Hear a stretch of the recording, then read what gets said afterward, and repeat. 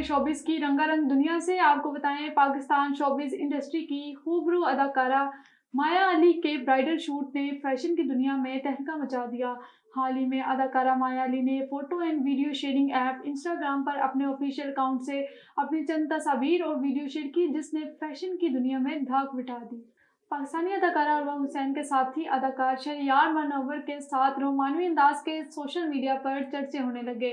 हाल ही में अदाकारा उर्वा हुसैन ने photo and sharing app Instagram पर अपने ऑफिशियल अकाउंट से एक मुख्तसर वीडियो शेयर की, जिसके बारे में कहा जा रहा है कि ये रोमानवी वीडियो उस्ताद राहत फतेह अली खान के नए गाने की शूटिंग है। गाने की इस वीडियो में उर्वा और शहरयार की केमिस्ट्री चार चांद लगाती दिखाई दे रही है।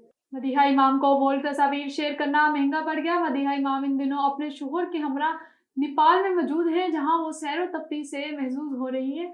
अदाकारा सोशल मीडिया के जरिए मदाहों को अपनी मसरूफियात से भी आगाह रख रही हैं। हाल ही में मदीहा इमाम ने photo and video sharing app Instagram पर तस्वीर और वीडियोस पर मुश्तमिल एक पोस्ट शेयर की, जिसमें अदाकारा को बोल्ड लिबास में देखा जा सकता है।